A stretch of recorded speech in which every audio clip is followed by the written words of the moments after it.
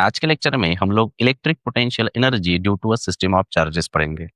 इससे पहले जो हमने लेक्चर यहाँ पर लिए, इसके अंदर electric potential energy due to a point charge, साथ ही साथ electric potential due to an electric dipole, ये दोनों कॉन्सेप्ट हमने बहुत अच्छे से कवर किए। आई होप आप लोगों को अब इलेक्ट्रिक पोटेंशियल एनर्जी का कॉन्सेप्ट क्लियर हुआ होगा।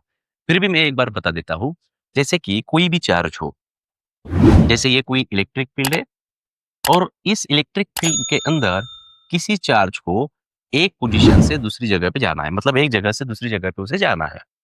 तो उस समय इस चार्ज को कुछ ना कुछ वर्क परफॉर्म करना होता है। सही है।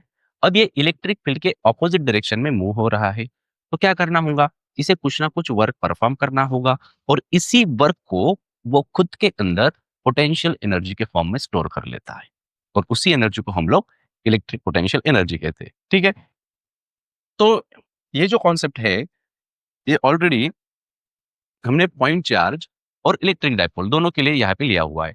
लेकिन अब जो हम बात करेंगे वो होंगी सिस्टम ऑफ चार्जेस के लिए। अब ये जो सिस्टम ऑफ चार्जेस का कॉन्सेप्ट है, इसके अंदर टू चार्जेस हो सकते हैं, थ्री टू चार्जेस होंगे, वो तो डाइपोल ही होगा, क्योंकि एक पॉजिटिव होगा एक नेगेटिव होगा, तो उसको हम डाइपोल कह देते हैं। सही है। लेकिन इसके अंदर दोनों भी पॉजिटिव हो सकते हैं, तो टू सिस्टम ऑफ चार्जेस हो सकता है, थ्री सिस्टम ऑफ चार्जेस हो सकता है, या फिर उससे भी ज्यादा हो सकते हैं। ठीक है। और इससे सिस्टम ऑफ चार्जेस की वजह से हम लोगों को क्या करना है, इलेक्ट्रिक पोटेंशियल एनर्जी को फाइंड आउट करना है। ठीक है। तो आइए देखते हैं अभी ये कॉन्सेप्ट जो क्या है। तो बहुत अच्छे से ध्यान देना बेटा। देखो जैसे कि यहाँ पर हम लोग एक पॉइंट ले लेते हैं, मान लेते हैं ये कोई पॉइंट है। ठीक है। और इस पॉइंट पर मुझे एक चार्ज को लेकर आना है। ठीक है। कहां से लेकर आना है, इंफिनिटी से। तो इंफिनिटी से इस पोजीशन पर हम लोग एक चार्ज को लेकर आ रहे हैं। तो मुझे एक बात बताओ, क्या इस चार्ज को किसी वर्क की जरूरत होगी? क्या ये चार्ज किसी वर्क को परफॉर्म करेगा? नहीं करेगा। क्यों नहीं करेगा? क्योंकि वर्क कब होता है, जब वो इलेक्ट्रिक फील्ड के ऑपोजिट डायरेक्शन में मूव होता है। तो इस पोजीशन पर किसी भी तरह की इलेक्ट्रिक फील्ड प्रेजेंट नहीं थी। इसीलिए जब हम लोग इस चार्ज को इंफिनिटी से इस पोजीशन तक लेकर आएंगे, तो वो किसी भी तरह का वर्क परफॉर्म नहीं करेगा। इसका मतलब यहाँ पर जो वर्क ये परफॉर्म कर रहा है, ये जीरो है। समझे कि नहीं? वर्क कितना होगा, जीरो होगा। अब इस चार्ज को हम लोग यहाँ पर लेकर आए। अब ये चार्ज क्या करेगा, ये चार्ज खुद के सराउंडिंग में एक इलेक्ट्रिक फील्ड को प्रोड्यूस करेगा। मान लेते हैं इसने ये इलेक्ट्रिक फील्ड यहाँ पर प्रोड्यूस की। ठीक है।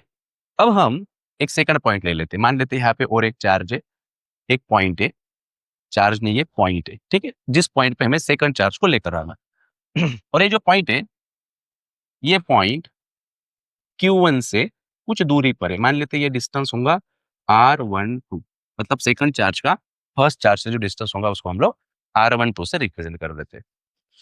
अब इस पोजीशन पर मुझे चार्ज को लेकर आना है। कहां से लेकर आएंगे हम लोग, इंफिनिटी से ही लेकर आएंगे। ठीक है। इंफिनिटी से यहां पर हम लोग इस चार्ज को लेकर आ रहे हैं, इस Q2 को। ठीक है। अब मुझे बताओ, क्या इस चार्ज को अब किसी वर्क को परफॉर्म करना होगा? सोच के बोलो। देखो ये चार्ज यहाँ पे, ये चार्ज खुद के सराउंडिंग में क्या कर रहा है, इलेक्ट्रिक फील्ड बना रहा है, और उस इलेक्ट्रिक फील्ड के कांटेक्ट में हम इस सेकंड चार्ज को लेकर आ रहे हैं। इसका मतलब इस चार्ज को अब यहाँ पर वर्क परफॉर्म करना होगा, क्योंकि यहाँ पर ऑलरेडी इलेक्ट्रिक फील्ड प्रेजेंट है। सही है। तो ये वर्क डन कितना होगा, इसके लिए भी हमने फॉर्मूला लिया हुआ था। किसी को याद है क्या फॉर्मूला था इसके लिए? Work done from infinity to B.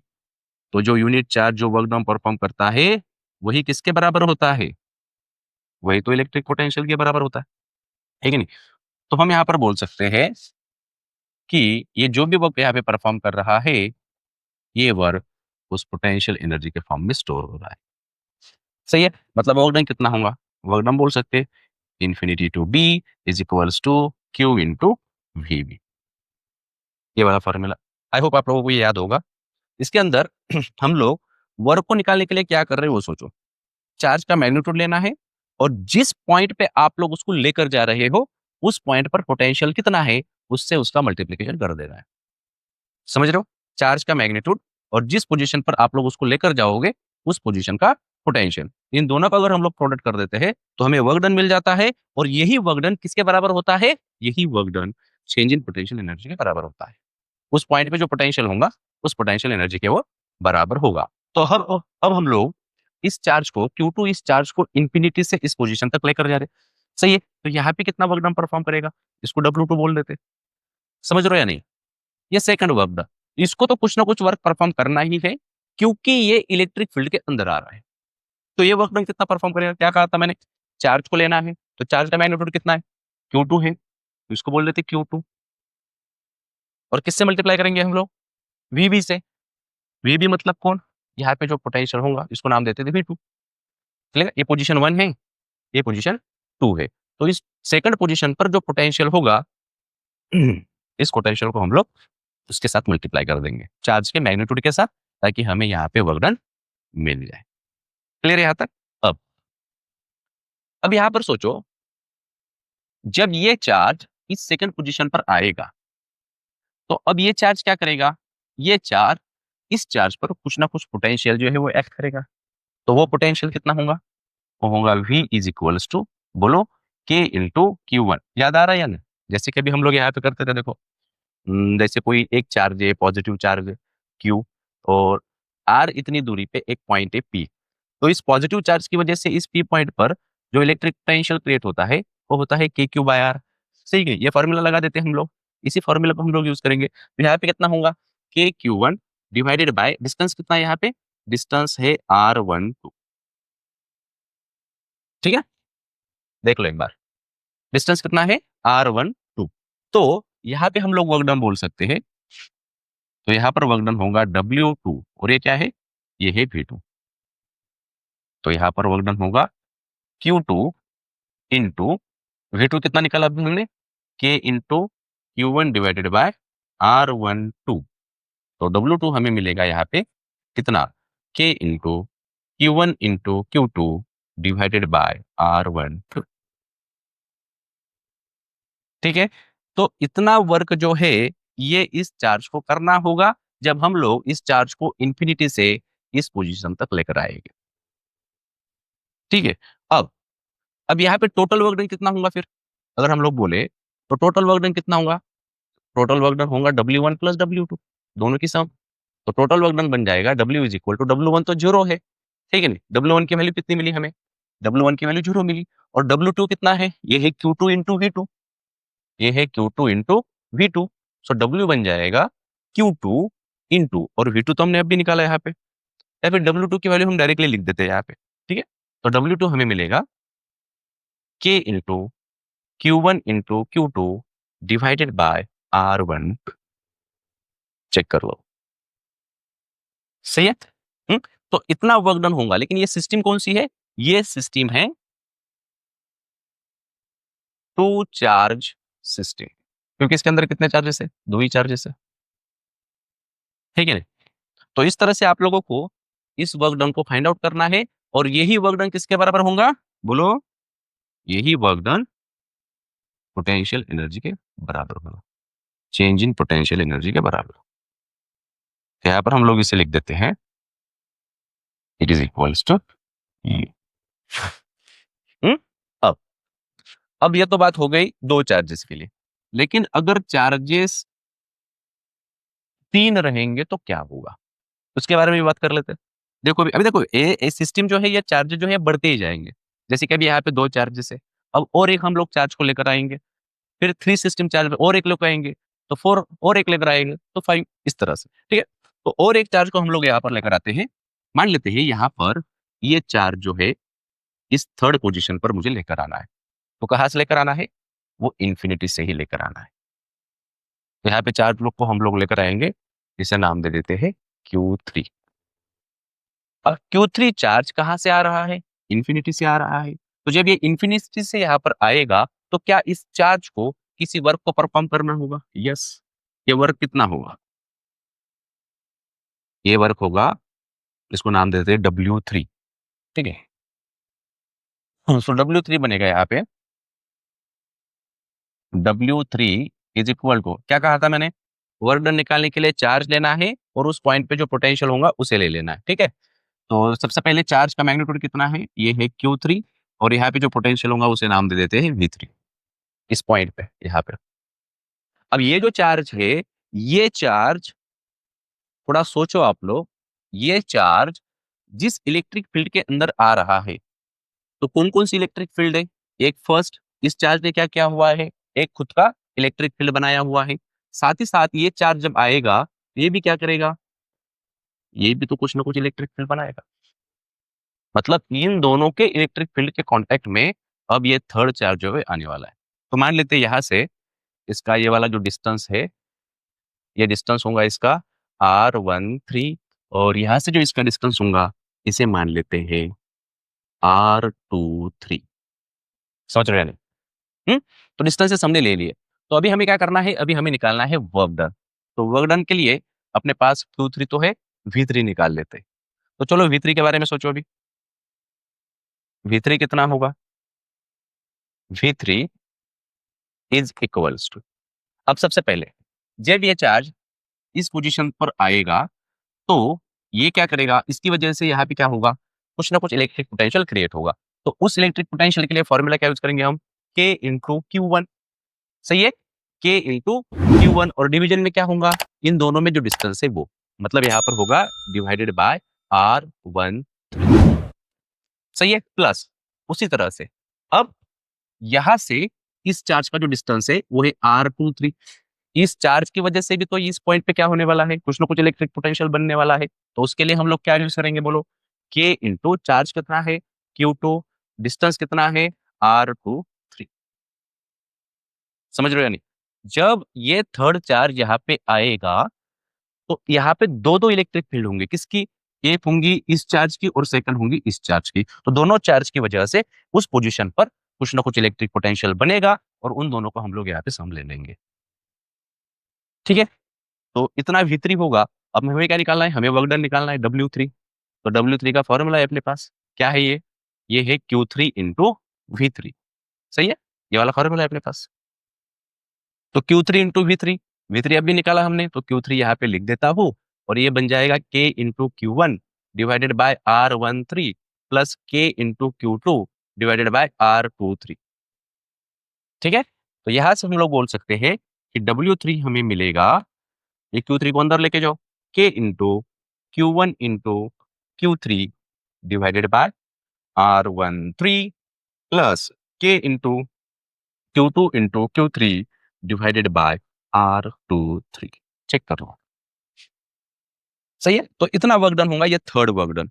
लेकिन हमें जो वर्क डन निकालना है वो टोटल वर्क डन निकालना है। तो टोटल वर्क डन के लिए क्या करेंगे, तीनों वर्क के एडिशन कर देंगे। तो क्या मिलेगा हमें यहाँ पे, तीनों वर्क अगर हम लोग यहाँ पे ऐड कर देंगे, तो W1 कितना है, W1 की वैल्यू यहाँ पे 0 है।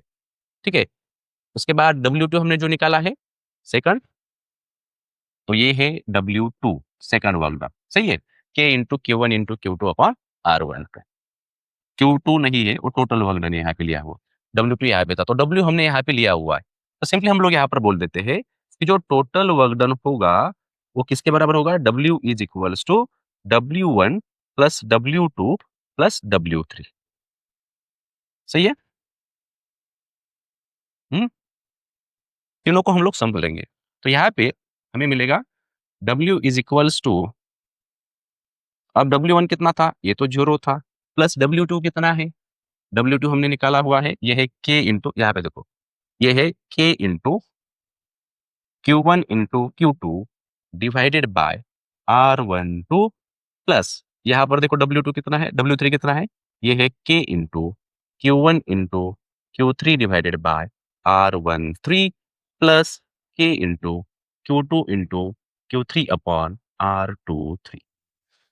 सही है, तो सिंपली W जो होगा वही किसके बराबर होगा, इलेक्ट्रिक पोटेंशियल एनर्जी के बराबर होगा। और फाइनल फॉर्मूला होगा अपना थ्री सिस्टम के लिए K into Q1 into Q2 upon R12 plus K into Q1 into Q3 upon R13 plus K into Q2 into Q3 upon R23। ठीक है, तो इस तरह से आप लोगों को ये फ़ॉर्मूला जो है, ये फ़ॉर्मूला मिलेगा और ये फ़ॉर्मूला रहेगा 3 सिस्टम के लिए। 3 चार्जेस होंगे इसके अंदर। हुँ? अब थोड़ा-सा हल्का-सा आप लोग सोचो, अगर मैं यहाँ पर और एक चार्ज को लेकर आता था, और एक कहीं पर भी आप लेकर आओ, किसी भी पोज़ीशन पर आप लोग उसको लेकर आ सकते हो। तो जब हम उसे लेकर आएँगे, जैसे कि यहाँ पर अगर मैं इसे लेकर आता हूँ, तो जब ये यहाँ पर आएगा, तो इसे कुछ ना कुछ वर्क परफ़ॉर्म करना है। लेकिन ये वर्क जो ये परफ़ॉर्म करेगा, ये किसके अगेंस्ट में होगा? इसने जो इलेक्ट्रिक फील्ड यहाँ पर बनाई, उसके अगेंस्ट में। ये Q1 बना रहा है, Q2 बना रहा है, Q3 बना रहा है, ठीक है नहीं? और इसका एक सीक्वेंस है देखो आप लोग। अगर 3 सिस्टम होंगे, तो यहाँ पे देखो K into Q1 into Q2, तो ये डिस्टेंस कहाँ से लेना है? फर्स्ट चार्ज का सेकंड चार्ज से, तो यहाँ पे डिस्टेंस R12 ले लेना। उसके बाद Q1 Q3, पहले Q1 Q2 के साथ मल्टीप्लाई हुआ, उसके बाद Q1 Q3 के साथ मल्टीप्लाई हुआ। यहाँ पे नीचे क्या डिस्टेंस लेना, उन दोनों में जो डिस्टेंस है वो ले लेना है। और यहाँ पे Q2 इंटू Q3 और उनमें जो डिस्टेंस है R23 वो ले लेना है। अगर 4 चार्ज भी आ जाए, तो क्या हो सकता है बोलो? जैसे कि अभी यहाँ पे Q4 अगर हम लोग लेने थे, तो इसी सीक्वेंस को हम लोग फॉलो करेंगे। फॉर्मूला कितना भी बड़ा हो, कितने भी सिस्टम ऑफ चार्जेस हो, हम उसके लिए फॉर्मूला बना सकते हैं। तो क्या बन जाएगा फॉर्मूला? K इंटू सबसे पहले Q1 इंटू Q4, सही है? डिवाइडेड बाय डिस्टेंस कितना? R14 plus K into Q1 into, अब Q1 इंटू Q4 हमने ले लिया है। अब किसे ले रहे हैं हम लोग? यहाँ पे लेंगे Q2 into Q4 divided by R24 plus K into Q3 into Q4 divided by R34। Check करो। तो ऐसे 6 पेयर्स बन रही है इसकी। तो इस सीक्वेंस को हम लोग फॉलो करते जाएँगे। जैसे कि यहाँ पे Q1 into Q2, Q1 into Q3, उसके बाद Q2 इंटू Q3 ले लिया। तो अगर 4 चार्ज आ जाता है तो हम लोग Q1 इंटू Q4 भी लिखेंगे इसके बाद, है कि नहीं? उसके बाद 2 और 4 में, इसके बाद 3 और 4 में। तो इस तरह से इसके 6 पेयर्स बनेंगे। तो ज़्यादा से ज़्यादा 3 टू 4 सिस्टम ऑफ चार्जेस तक पूछते हैं, उससे ज़्यादा यहाँ पे नहीं बढ़ाएँगे हम लोग, और ज़्यादा से ज़्यादा 4 तक ही पूछा जाता है, क्योंकि और बल्कि फ़ॉर्मूला बनेगा, और 5 चार्ज अगर आप लोग लोगे तो और इसके अंदर ये बढ़ते हुए दिखाई देगा। तो 3 या 4 सिस्टम तक ठीक है, ठीक है? तो ये जो कॉन्सेप्ट है, इसी कॉन्सेप्ट को हम लोग बोलते हैं इलेक्ट्रिक पोटेंशियल एनर्जी। हुँ? अब हम लोग electric potential energy of a charge in external electric field पढ़ेंगे। देखो, अब भी जो हम कॉन्सेप्ट पढ़े, उसके अंदर किसी भी तरह की इलेक्ट्रिक फील्ड पहले प्रेज़ेंट नहीं थी, और हम किसी पोज़ीशन से, मतलब इन्फिनिटी से उस पोज़ीशन तक चार्ज को लेकर जा रहे थे। इसलिए इनिशियली उस चार्ज को किसी भी तरह का वर्क करने की ज़रूरत नहीं थी।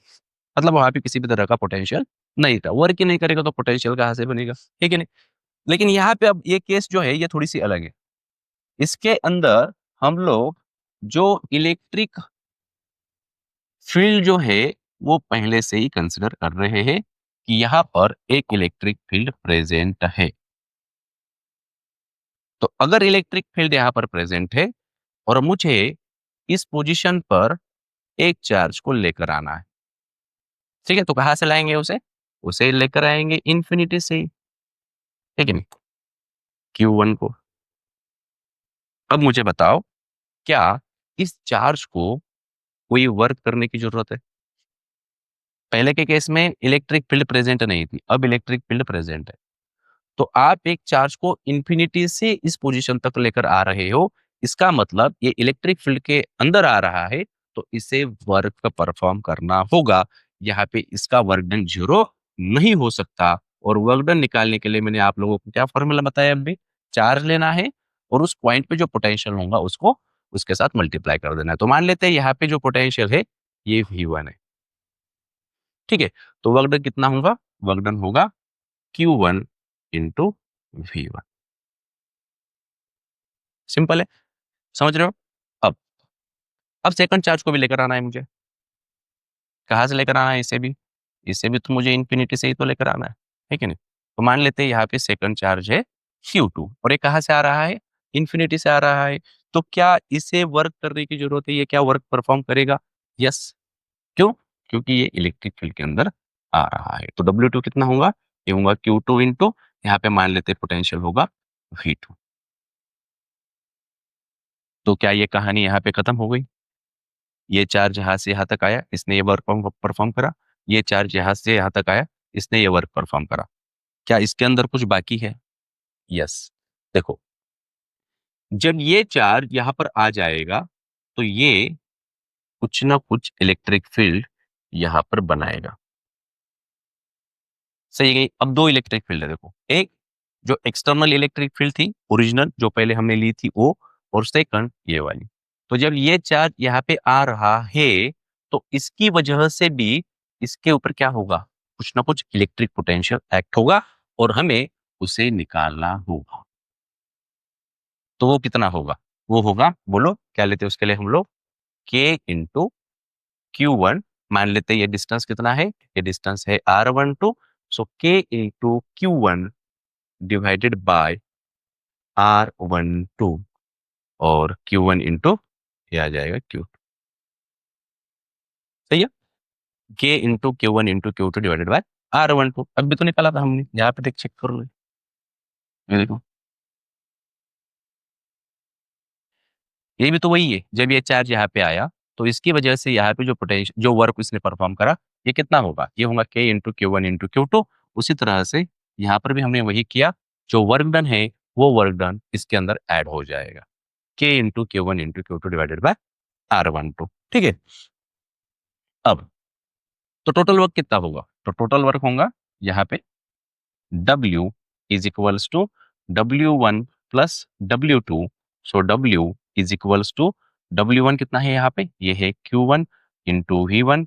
उसके बाद W2 है Q2 into V2 plus K into Q1 into Q2 divided bye R12। अगर आप यहाँ पे थर्ड चार्ज को भी लेकर आते हो तो यहाँ पे क्या याद होगा, Q3 इंटू V3 और उसके बाद फिर से इसका एक sequence Q1 Q2 Q1 Q3 Q2 Q3।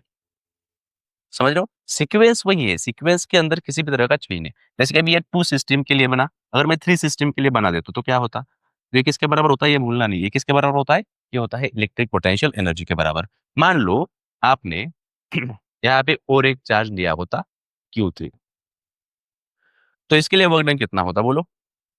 अब इसी फॉर्मेट को, इसी सीक्वेंस को आप लोगों को याद रखना है और मुझे बताना है कि अब ये टोटल वर्क डन कितना होगा for for 3 point charge system. जैसे कि यहाँ पे ये हम लोग क्या ले रहे हैं, यहाँ पे हमने ये जो वर्क परफॉर्म करा ये 2 चार्ज के लिए था। मान लो अभी ये थर्ड चार्ज जो है इसके अंदर आ रहा है, तो इसी सीक्वेंस को हम लोग आगे बढ़ाएंगे तो क्या होगा बोलो, तो ये होगा Q1 into V1 plus Q2 into V2 plus Q3 into V3 plus अब ये वाला sequence K into Q1 Q2 divided bye R12 plus K into बोलो Q1 into Q3 upon distance R13 plus K into Q2 into Q3 upon R23। ठीक है। तो इस तरह से आप लोगों को ये फॉर्मूले जो है याद रखने हैं और बहुत ही सिंपल कॉन्सेप्ट है। सिर्फ आप लोगों को पता होना चाहिए कि जब चार्ज किसी इलेक्ट्रिक फील्ड के अंदर जाता है तो उसे कुछ ना कुछ वर्क परफॉर्म करना होता है और एक बात केयरफुली देखना कि वहां पर इलेक्ट्रिक फील्ड कौन कौन बना रहा है। तो हर एक केस में उसे वर्क को परफॉर्म करना है और उस पॉइंट पे कुछ ना कुछ इलेक्ट्रिक पोटेंशियल एक्ट होगा, उसे इसके अंदर ऐड कर देना है। तो ये बन जाएगा आपका 3 पॉइंट चार्जेस के लिए। हम बोल सकते हैं यहाँ पे this is 3 point charge system. यहाँ पे जो हमने निकाला ये किसके लिए होगा, ये होगा 2 पॉइंट चार्ज सिस्टम के लिए।